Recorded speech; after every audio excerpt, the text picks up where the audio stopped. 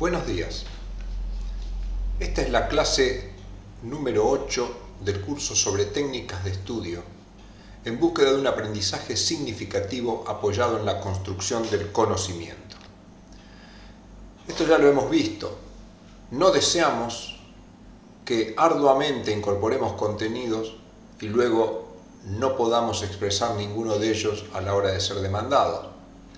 Y sí deseamos que la incorporación de contenidos no sea una cosa tan ardua y sea placentera, pero por sobre todo deseamos que cuando esos contenidos sean requeridos en algún proceso de acreditación o necesidad, estos contenidos puedan ser expuestos con solvencia y seguridad, y que seguramente esto nos conducirá a la meta que tenemos en nuestra vida. Pero no solamente esto deseamos con el aprendizaje, sino también lo que deseamos es que años después de haber incorporado estos contenidos, ellos sean más grandes que los que incorporamos, que se hayan logrado fortalecer y que aunque los años hayan pasado, podamos disponer de ellos sin ningún problema. ¿Qué puede ayudarnos a lograrlo? Toda esta lista de cosas que hemos visto a lo largo del curso. La construcción de la matriz FODA y la revisión de ella a tiempos sucesivos, identificando y trabajando sobre nuestras fortalezas y oportunidades y tratando de disminuir nuestras debilidades y amenazas. La organización de los contenidos, antes de ponernos a estudiar, saber qué contenidos tenemos y cómo los organizaremos. La planificación del estudio es una cosa importante. Tener un plan, una secuencia de contenidos a incorporar a lo largo del tiempo, teniendo como un objetivo un examen y que los tiempos no nos resulten ni excesivamente cortos ni excesivamente largos. La identificación de palabras claves. Cada vez que leemos un texto, tratar de identificar cuáles son las palabras clave para que ese texto tenga sentido y si los conceptos no los conocemos, buscarlo. De manera de que tengamos definiciones de cada concepto de una manera clara. Para esto existen recursos informáticos que nos permiten en pocos segundos tener las definiciones de las palabras que van apareciendo en los textos que estudiamos. Con esta definición y la construcción de redes conceptuales. La red conceptual permite una organización de los contenidos y una vinculación entre ellos. Las respuestas contextualizadas, es decir, dar respuesta a lo que se nos pide y como ejercicio hacer respuestas no contextualizadas, de manera de que lo que vamos diciendo coincida exactamente con nuestro interlocutor, pero como ejercicio hacer cosas que fueran contrarias, de manera que fortalezcamos la forma de dar respuestas contextualizadas. Indicar la jerarquía de conceptos, es importante saber qué está contenido dentro de qué. Definiciones y anticipación de preguntas, ser inteligente a la hora de definir para poder anticipar qué pregunta va a venir luego de nuestra definición. Así como las respuestas orientadas, saber cuál es la respuesta adecuada para que la pregunta posterior que venga esté orientada en el sentido que nosotros queremos y no sea una sorpresa la pregunta realizada por la persona que nos está escuchando. Como ejercicio, definiciones acotadas por término, tiempo, cantidad de palabras. Recuerde, cuando usted explique algo, defina algo, 1 minuto es un tiempo bastante corto y largo a la vez para cometer pocos errores y para decir todo lo que queremos. El ejercicio de búsqueda de diferencias y semejanzas es un ejercicio importante que nos permite, de alguna manera, fortalecer nuestros conceptos y relacionar temas. La explicación de procesos. En las ciencias biomédicas que estamos estudiando, las ciencias biológicas fundamentalmente, los objetos son estructuras o son procesos, son cambios. La explicación de procesos requiere una técnica especial, primero describir sus componentes y luego cómo funcionan esto.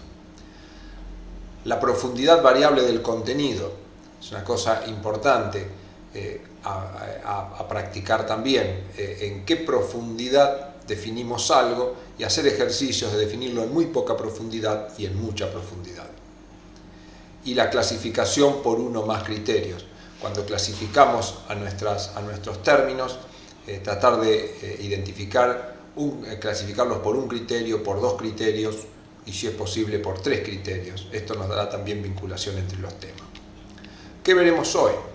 Hoy volveremos un poco sobre el tema de redes conceptuales y veremos el vínculo entre redes conceptuales. Si usted empieza a estudiar, para cada tema tendrá una red conceptual y luego el ejercicio interesante es en tratar de encontrar cuál es el vínculo que existe entre esas redes conceptuales. Por ejemplo, acá he construido dos redes conceptuales sencillas. Una que arranca a partir de lípidos, que la dividí en clasificación de lípidos y propiedades, mencioné algunas propiedades, en la clasificación hice una clasificación por la presencia de fósforo, por la posibilidad de ólipsis, por su estructura, y dentro de fósforo sin fósforo y con fósforo. En la otra red conceptual, a partir de célula, dividí núcleo, citoplasma y membrana, a su vez el citoplasma en citosol y organelas y así sucesivamente.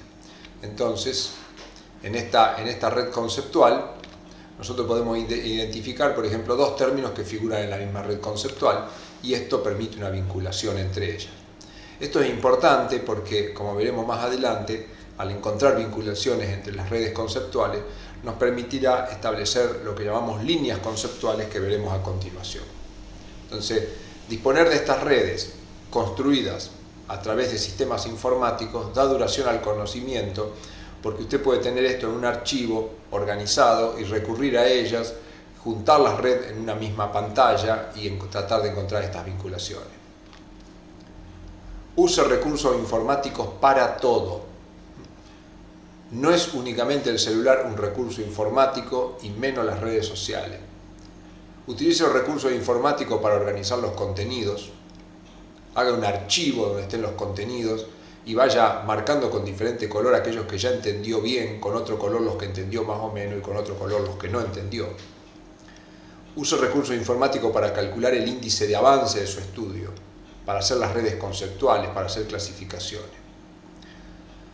¿Cuáles son otros recursos auxiliares necesarios para el aprendizaje? Pues bueno, ya le voy anticipando que el idioma inglés es clave. Mantener idioma inglés en el aprendizaje es clave porque en poco tiempo deberá liberarse del idioma español porque prácticamente toda la información está en el idioma inglés. Y trate de manejar recursos informáticos con la computadora.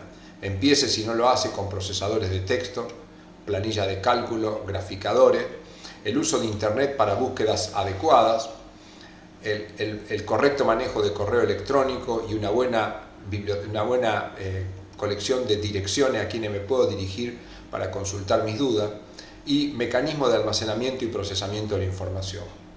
Hágalo con tiempo, no espere a que la informática lo pase por encima. Muy bien. El tema siguiente que nos toca es los nodos de redes conceptuales. ¿Qué es un nodo? Un nodo es un punto en el cual una red conceptual se bifurca. Por ejemplo, acá tenemos un punto, una red conceptual, que está relacionado por una sola línea a otro término. En cambio, este está relacionado por varias líneas. Consideramos un nodo a los puntos que tienen más de una salida. Identificar los nodos son clave porque son los que nos permiten vincular redes conceptuales entre sí y establecer líneas conceptuales. La identificación de nodos es clave y son los conceptos sobre los que más debemos reforzar debido a su vinculación con el resto. Una vez que hago una red conceptual, debo centrarme en los nodos. En general, los nodos son clave en la vinculación de diferentes redes conceptuales, como dijimos recién, y la vinculación de redes conceptuales constituye una suprarred conceptual. Cuando volvamos un poquito para atrás, acá, yo tenía una red conceptual que está en azul, otra red conceptual que está en verde. Cuando las vinculé tengo una superred conceptual en la cual la célula quedó relacionada con los lípidos a través de dos puntos de conexión. Muy bien, acá tenemos otras redes conceptuales, una red conceptual que arranca de macronutrientes, nombra a todos los macronutrientes, propiedades que estuvimos viendo. Con algunas otras agregados.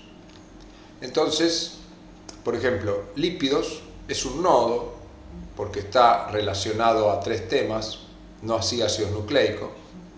Retículo endoplásmico rugoso también es un nodo, está relacionado a estructuras subcelulares y a su vez a todas estas, pero a su vez está relacionado a proteínas. Y dentro de los tejidos, el adiposo es un nodo porque está relacionado a otros tejidos y a su vez a los lípidos que pertenecen a otra red. Entonces esto es relativamente sencillo, mirando la red conceptual. Entonces cuando identificamos esos puntos son sobre los cuales debemos concentrarnos y tener las definiciones más fuertes, los ejemplos más claros y la práctica mejor hecha que sobre aquellos puntos que son libres en la red conceptual. Vamos a ver ahora las líneas conceptuales. La línea conceptual, ¿qué es? Cuando tenemos un término, es la sucesión de palabras que nos permite llegar hasta otro término que es de interés. Las líneas conceptuales permiten transitar de un tema a otro lo mismo que los nodos. ¿Sí? Redes conceptuales, nodos, líneas conceptuales obviamente están relacionados entre sí. Su ejercicio permite dirigir rápidamente una conversación a un sitio en particular. La línea conceptual la puedo establecer sin necesidad de una red o con una red. Por ejemplo, yo podría hacer una sucesión de palabras, la palabra nutriente, glucosa, absorción intestinal, vena porta, hígado, glucogenogénesis, glucógeno, glucagón, hipoglucemia. Establecí una sucesión de palabras pensando en algo. Por ejemplo, digo, bueno, entre los nutrientes tengo glucosa, la glucosa una vez que se encuentra en el intestino sufre absorción intestinal, luego la absorción intestinal por la vena porta va al hígado. En el hígado puede producir glucogenogénesis, cuyo producto es el glucógeno, y este glucógeno luego por acción de hormonas como el glucagón que se libera en hipoglucemia va a ser degradado. O sea que establezco una línea conceptual en base a un conocimiento organizado, a un proceso biológico que estamos estudiando. Entonces esto es un ejercicio interesante a hacer cuando uno lee un capítulo, lee un tema, prepara un examen, tiene una serie de palabras, de contenido, tratar de establecer estas líneas. Esta línea trazada en mi mente sin duda fue una búsqueda de relación entre los temas. No voy a elegir palabras al azar, sino que voy a ir pensando en algo que me permita elegir esas palabras para luego encadenarlas. La línea permitirá responder a preguntas sobre consecuencias y efectos inducidos por la hipoglucemia, como explicar las consecuencias que la glucogenogénesis tiene sobre la hipoglucemia o la acción de algunas hormonas. Si cuando yo he construido estas líneas, que no tengo por qué memorizarlas, son ejercicios que hago, pero que quedan construidos en mi mente, luego una pregunta en particular automáticamente me abre la línea. O sea, una pregunta sobre absorción intestinal automáticamente me está permitiendo hablar de los nutrientes que van por la vena porta al hígado y hablar de la glucogenogénesis o hablar de otros procesos si no es que estoy involucrando la glucosa. Entonces este tipo de ejercicio da una construcción del conocimiento interesante. La línea conceptual puede obtenerse a partir de una red conceptual o viceversa. Las líneas pueden ayudar a construir redes. Entonces acá como teníamos, esta es la red conceptual que vimos. Entonces yo identifico dos términos, digo, bueno, tengo macronutriente y estructura subcelular, la red conceptual siguiendo las líneas me permite a mí establecer, siguiendo las líneas de la propia red, me permite establecer una línea conceptual. Siempre que no se me corte la línea de la red, tengo una línea conceptual. Mi línea conceptual, ¿cuál sería? Estructura subcelular, retículo endoplásmico rugoso, proteína y macronutriente. He establecido una línea entre 4 palabras que me permiten de esta manera organizar una exposición. Por ejemplo, puedo decir, bueno, dentro de las estructuras subcelulares se encuentra el retículo endoplasmático rugoso, que es donde se sintetizan las proteínas. Dentro de las proteínas, nuestras proteínas celulares se sintetizan en el retículo endoplásmico rugoso, pero también en nuestros alimentos como macronutrientes ingresan proteínas. Entonces, esta sucesión de palabras me permite a mí armar una estructura con la cual puedo exponer un tema. Así podría trazar una línea conceptual que fuera desde acá y recorriera todo esto hasta acá y luego con esas palabras tratar de elaborar una exposición de 10, 15 segundos o hasta un minuto, con lo cual voy vinculando las palabras. Otro recurso interesante es lo que se conoce como la contrapregunta. Este mecanismo no es aplicable a exámenes, pero sí en otras situaciones. No se lo recomiendo en el examen, aunque en algunos ejemplos que vamos a ver, verá que es interesante. ¿Qué es la contrapregunta? Es cuando a una pregunta que alguien me hace, yo respondo con otra pregunta, como tirando la pelota al otro lado, y en vez de tener que responder yo, va a tener que responder la otra persona. Hay que ser muy cuidadoso con esto porque puede parecer una falta de respeto. Pregunta: ¿me indica alguna función de las proteínas? Supongamos que un profesor le dice: ¿me indica alguna función de las proteínas? Por supuesto. Una de ellas es la acción enzimática. ¿Por qué le interesan las funciones de las proteínas? Obviamente, si esta pregunta me la hizo un profesor en el examen, no le voy a terminar la respuesta con esto: ¿por qué le interesan las funciones de las proteínas? El profesor me va a decir: no me interesa a mí, me interesa ver si usted la sabe.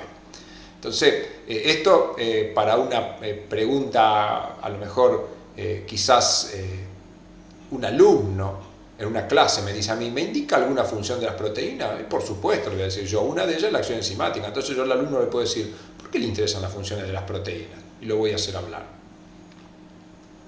Veamos la pregunta a un profesor. Esto sí, por ejemplo, una cosa así podría ser en un examen o en una clase con un profesor. El profesor dice: a ver, hábleme sobre la estructura del estómago. Entonces yo como alumno le hago una pregunta. O sea, en vez de responderle, le hago una pregunta. ¿Me permite hacer una breve descripción del aparato digestivo para ubicar el estómago y luego seguir con su descripción? El profesor me puede decir: sí. Entonces, ¿qué hago? No voy a hablar directamente del estómago, sino empezaré con el aparato digestivo. El profesor por ahí me puede decir: no, hábleme directamente de la estructura del estómago. Pero este tipo, digamos, de contrapregunta a una pregunta sería válida y es como que me abre más la posibilidad de lo que tengo que hablar. Y como dijimos, siempre es preferible hablar de cosas generales y luego ir a los particulares. No haga esto nunca en un examen. Por ejemplo, el profesor le dice: explique la estructura del ribosoma. Y yo le digo: ¿no tiene una pregunta más inteligente para hacerme? Obviamente yo voy a saber el resultado del examen si le hago esta contrapregunta a un profesor. Otro tema que vamos a ver hoy son las experiencias personales relacionadas al tema que estamos hablando.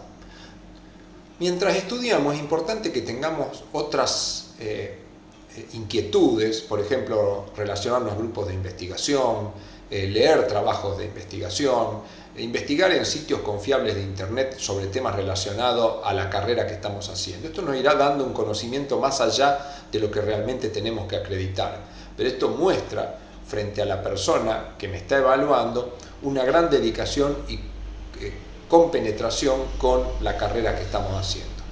Veamos algunos ejemplos. En el contexto de una explicación, hago un paréntesis introduciendo alguna experiencia personal vivida o bien de una lectura complementaria que sirva de jerarquización del tema. Por ejemplo, supongamos que yo vengo hablando y digo: bueno, en nutrición infantil el amamantamiento es recomendado dado que provee todos los nutrientes al bebé, además de desarrollar y fortalecer el vínculo entre la madre y el hijo. Quizás esto estaba dentro de los contenidos conceptuales que tenía que estudiar y lo expreso con claridad. Pero luego agrego algo que está más allá y que puede causar una buena impresión. Al respecto, he leído en fuentes confiables que la duración del amamantamiento tiene una relación negativa con la incidencia de cáncer de mama, cuello uterino y miometrio. Entonces le comento al profesor: esto lo leí en 3 metaanálisis hallados en un sitio de publicación científica. Esto lo leí en los 3 metaanálisis corresponden a publicaciones de los años 2011, 14 y 15 de la publicación England Journal of Nutrition.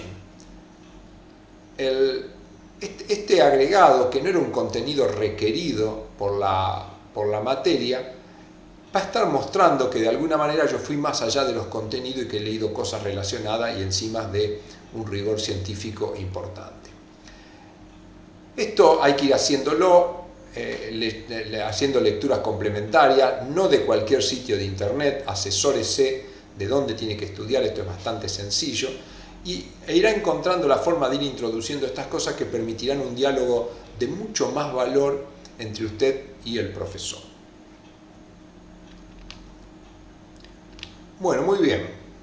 Con esto damos por finalizada la clase 8 de 8.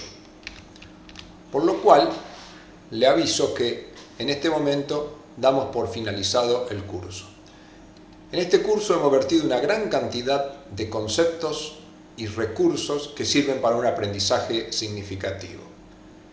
Está en usted que los empiece a aplicar, que construya el conocimiento granito de arena tras granito de arena. En estas cosas no hay que tener desesperación, tiene muchos años por delante, la construcción del conocimiento lleva décadas y lleva toda una vida, y puede ocurrir que aún al final de la vida todavía uno diga, me falta algo por construir. Pero en algún momento hay que comenzar. No se conforme solo con acumular contenidos que no tienen vinculación entre ellos y que a los pocos meses ya no sabe si los estudió o no. Espero que nos crucemos pronto y si tiene inquietudes no dude en consultarme.